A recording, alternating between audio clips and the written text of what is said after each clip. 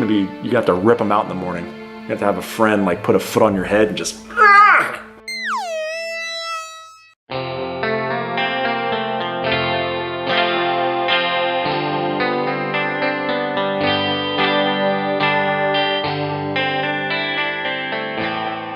Hello, my name is Jason. I'm a registered polysomnographic technologist or a sleep tech. I am the founder of freecpapadvice.com and freecpapadvice.com/forum. I also make all the rad videos on this YouTube channel, the Lanky Lefty 27. All right, I have done 3 videos on the air ring. Why have I done so many? One, because I think it's a scam and I'm trying to warn you, the consumer, about it, and I'm trying to educate people about it. Now you're like, why do you feel like you can educate people about it? Because it's my field. So if I have a plumbing question, I ask a plumber, because I don't know. If I have a question about, I don't know, engineering stuff, I ask my engineer friend.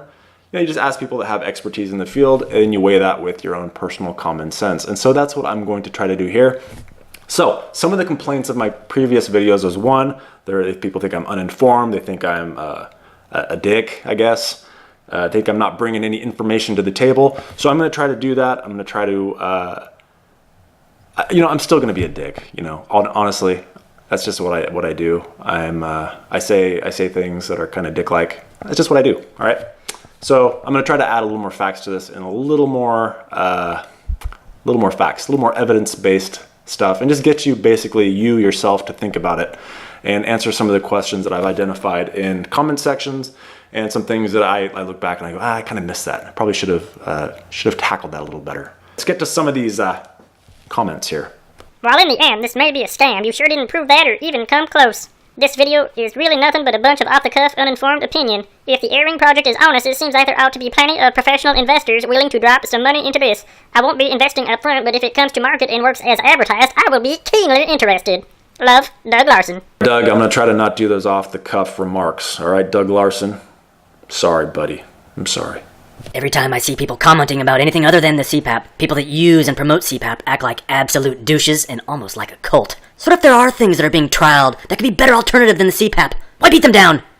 Do you think if it is a scam, it would even sell or get approval from FDA?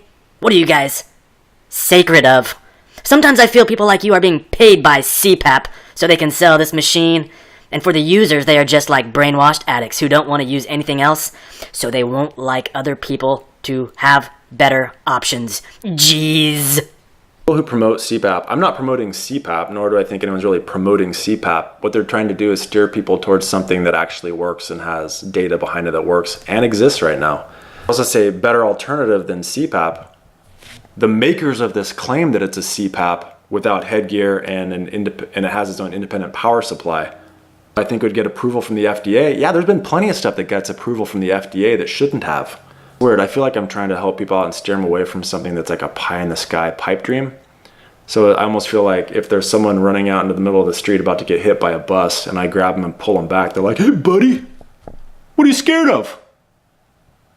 I'm not scared of anything. If you want to invest in this thing, go for it. I'm just trying to point you to the direction of this thing. They claim it's better than CPAP, but really it is CPAP. And none of this stuff makes sense into what's going into it. We'll get to some more of this stuff later. I feel that you're being paid by CPAP. What? Like a CPAP machine is paying me money? That doesn't even make sense. All right, this is from my good friend Tanya. We go way back. Good buddy of mine. Anyway, go ahead and take a look-see at what this guy writes. Pause if you need to, but look at what he has to say. It's too long for me to read. Go ahead and take a look at his opinions of this and the energy, battery capacity, size it would have to be for these pumps. And yeah, this is a different guy's opinion. Roger E. Stepp. It may well be a scam, but your rambling smartass narrative, mostly about trivial aspects of the promotional video, certainly did little to support your case, and your malicious and probably woeful, ignorant comment about the FDA certainly indicated to me your review isn't worth much more than the airing. Whoa, whoa, whoa. Easy, Roger. Easy. Yeah, sometimes I ramble and sometimes I'm smartass. By the way, I'm sorry your wife left you and sorry you lost your job. What you don't know is I play pickup with Roger and he's still mad that I dunked on him.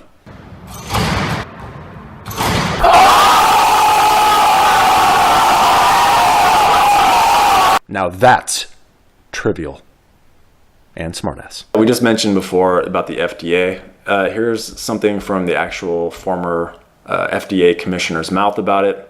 Why take it from me? You're right. I'm a schlub. Okay, fair enough. You think I'm paranoid that the FDA will possibly approve something like the airing. So let me just answer that with this. After his resignation as the post of the commissioner of the FDA, Dr. Herbert Lay Jr. said in an interview he warned the public about the FDA's inability to safeguard consumers. People were being misled, he believed. The thing that bugs me is that people think the FDA is protecting them. It isn't. What the FDA is doing and what the public thinks it is doing it are as different as night and day, he said. The agency, in his opinion, did not have the motivation to protect consumers, face budget shortfalls, and lack support from the Department of Health, Education, and Welfare. He also stated that he had constant, tremendous, and sometimes unmerciful pressure from the drug industry and the drug company lobbyists, combined with the politicians who worked on their behalf for their patrons, could bring tremendous pressure to bear on him and his staff to try preventing FDA restrictions on their drugs. And in this, we can infer medical devices. Roger, you cut me deep. Gotta be honest, you cut me deep. Now batting, Mal Maru. A CPAP machine lowers the pressure delivered to you when you exhale, making it easier to breathe out against the air pressure. How is this airing device going to do all of this considering the size of the unit? The electronics need to drive the blowers on and off when you inhale, exhale cannot possibly fit into this unit, in my opinion. The battery will not be rechargeable as mentioned by AirRing last month to date. There is no rechargeable battery technology out there that is small and light enough to power AirRing's micro blowers overnight. Joseph Cooksey. Get it on eBay for $6. It comes from China, LOL. Lyndon Smith. This is not a reliable video, not the guy with the invention, but dude that makes this video your garbage. Why don't you show the video where guy explains how it works instead of being a dumb Lyndon, if you want to see a video on how this works, you should probably go to their website instead of a guy doing a video that was slamming it. I also think you should buy some punctuation. That was a run-on sentence. 20 centimeters of pressure? Not such a thing in this entire planet. Pressure equals force divided by the area. Have you ever heard of PSI in your 27 years as a veteran respiratory therapist? You can measure distance, height, width, and depth with centimeters, but not pressure. Jody, I just felt like I should probably let you on a little secret that that's how CPAP pressure is measured. It's centimeters of water pressure. I actually have a video of it on my YouTube channel. If you look up centimeters of water pressure, I do a video. I show you how the air pressure lifts up a column of water. I just didn't want you to feel bad about it because you kind of hung your ass out there a lot. I'm looking out for you, buddy. Herb Clark. You obviously have never used a traditional CPAP. I have had one for over a year and finally have quit using it because it dried my mouth and throat out. I discovered that others had the same problem. I'm gonna try it out and give it a chance. Obviously all the existing CPAP doctors and techs feel threatened. I have also tried several of the devices mentioned on your site and all of them did the same thing. The CPAP is a piece of crap and I have not met anyone who has positive reactions. Of course they are all threatened. We will see who is correct. You're so dumb. Love Herb Clark. This guy's gonna fail CPAP basically because he got a dry mouth and a dry nose. One, that's not gonna change with the airing if it does what it says it's gonna do, if it's ever invented. He just has a simple mouth leak. You solve the mouth leak, everything's better. Then he goes to the same problem of obviously CPAP docs and techs are feeling threatened. There's nothing to feel threatened about. You think a doctor is gonna lose his job over this? You think me, a sleep tech, is gonna lose his job over this? Again, we work in diagnostics, not the treatment section. And if there is a new treatment, we'll start using that in the lab instead. I've never met anyone that has had a positive reaction to CPAP. Methinks you don't have many friends. Chalmers here makes several points. I'm not going to read the entire thing, but one, no medical device requires crowdfunding. It's typically from other investors that are more legitimate if the company is legitimate. Also, he says a CPAP machine is more than just blow air. It monitors, records data, leaks. It also transmits this to either your physician or the DME, which this is going to be way too small to have a modem on it.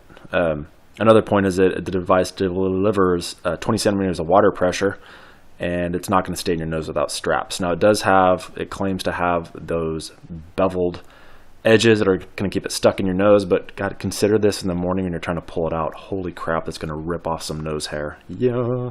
Another thing is the cost that's brought up. $3 a day, that's 365 times 3, well over $1,000, not even including the shipping.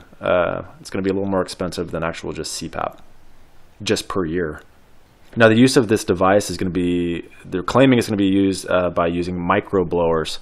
Now, they already exist. They're susceptible to being clogged up by just lint and pretty much anything. You cover your blanket over your face, it's going to clog them up. This works pretty much the same as a bike pump. That's a lot of air to be forced in from such a small blower. Now he makes some other really good points. I encourage you to pause this and read it. Tio Hernandez. Someone is afraid to lose his job. You didn't do your homework. It is Indiegogo. This is cool. We had a celebrity stop by, Tio Hernandez. He's that guy. He was in WWF back in the day. He was the wrestler that used to wear like the mask.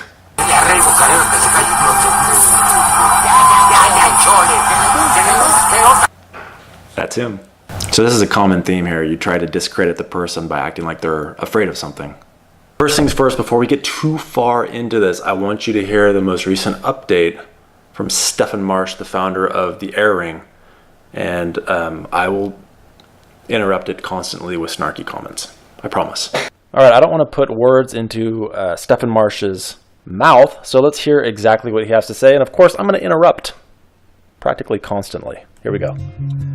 I want to thank you so much for your support. Your contributions make this all happen. Yes, your money does make it all happen. Your kind words of encouragement are just super.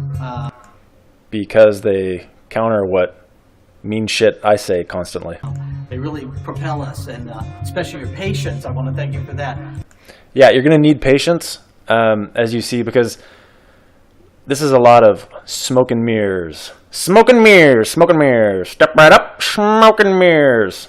A lot of this technology already exists, and some of the stuff that he's about to, and I use air quotes, invent, will be better served in other products. But let's continue. Since this campaign began, major corporations have been reaching out to us. They want to manufacture the Air Ring device. They want to make the microblowers into components to put in, and they want to power the device. And of course, everybody wants to distribute it. Yes, everybody wants to distribute it. You know what? I mean, honestly, if this thing came out tomorrow and it was a real thing and people were loving it and it worked, yeah, everyone would want to distribute it because that's where you make money, by distributing it. Well, Choco Taka here, yeah, I don't know what companies he's saying wants to manufacture it, but yeah, I believe there are people that would like to earn your business. If you need someone to manufacture them, of course people are coming forward saying, I would like to manufacture this for you. That's not really like a feather in your cap. It's just people lining up to take your money, Mr. Marsh, after you took other people's money. Let's continue. Today, I wanted to take you into the lab and show you the magic that's going on to make the Air Ring device an actual reality and a product. By the way, never trust a man with a ponytail. If you have a ponytail, yeah, never trust a man with a ponytail. Here we are in the lab, and unless like their name's Running Bear, then that's cool. Talk about the actual microblowers and the test fixture. And I wanted to tell you that we are continuing to work on the body and the nose buds of the Air Ring device itself, and have been doing some testing for sealing and pressure testing, and that's a sort of a parallel effort, but very important. But what I wanted to share with you here today was very exciting. We just got the repeatable layer of the microblowers and a test fixture that I shared with you in the last update. We have a refined one here, and now, just now, we get to put those repeatable layers in the test fixture and power it by these drive circuitries here, and actually start to move the membranes, and soon we'll be in a position to actually start to measure the air and the pressure that these little vibrating membranes are able to create. And that is the core technology of the microblower. Yeah, and these already exist. I mean, this isn't anything that doesn't exist already. The problem is going to be the quantity that you need to move the amount of air that you're going to need to make this function as a CPAP. Keep in mind, this isn't like it's different than CPAP. I mean, they even call it a micro CPAP device. The whole point of it is to create continuous positive airway pressure.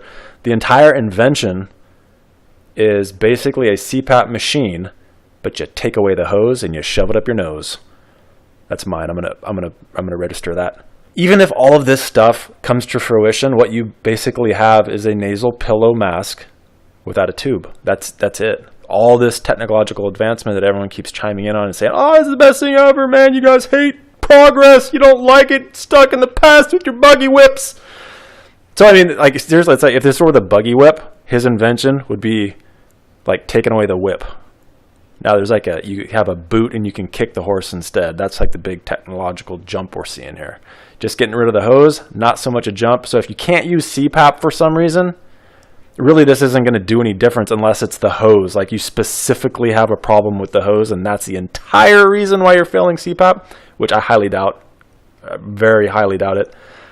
This isn't going to do jack poo. I really want to thank you again, because all of this progress is only possible because you guys have supported us with all your contributions. Please keep it up. Share this with all of your friends. You know, we're really committed to getting this thing out to you, and I can't thank you enough for that. I'm touched. I'm touched. Okay, it wasn't in the video, but what I really want to draw your attention to is that somewhere on one of their websites where they have all the updates, after $2 million of donations, after $2 million of donations, and oh God, I'm losing my train of thought because this makes me so happy. $2 million of donations, and 1 year, what they have done with that money is they've hired some people and they got some office space.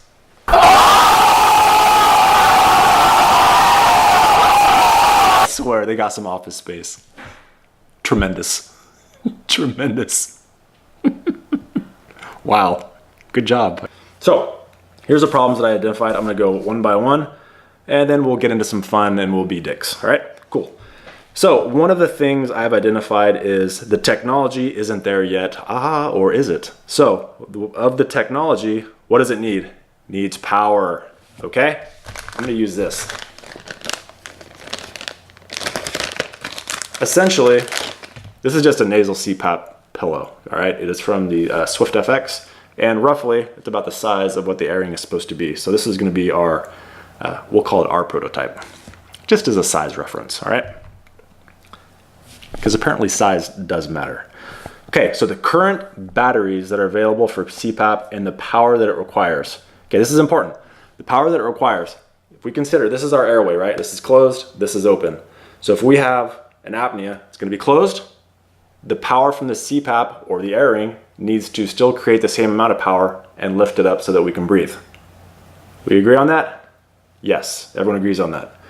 This isn't going to change. So the current CPAP battery power is going to remain the same at the highest pressure of 15 centimeters of water pressure. It will run at 9 hours at just shy of 8,000 milliamperes. You can get a little more out of it if you're down to 10 centimeters of water pressure. I'm going to assume that as we increase the pressure more, you get less time out of it, but you can still get a full night's sleep, which is wonderful because the airing is supposed to be disposable. All right, so it's 8,000 milliamperes per night, 3 amp output at 14 volts. Okay, that currently exists. It weighs 2.5 pounds. Can you imagine having 2.5 pounds hanging off the front of your face while you're trying to sleep?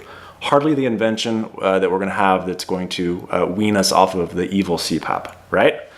Why is the air ring better? Because it's better than CPAP. We're told. Okay, so looking around, the best lithium ion battery that I can find that's in production right now, it is 2,000 milliamperes at 3.7 volts, and the rate is only 1 amp.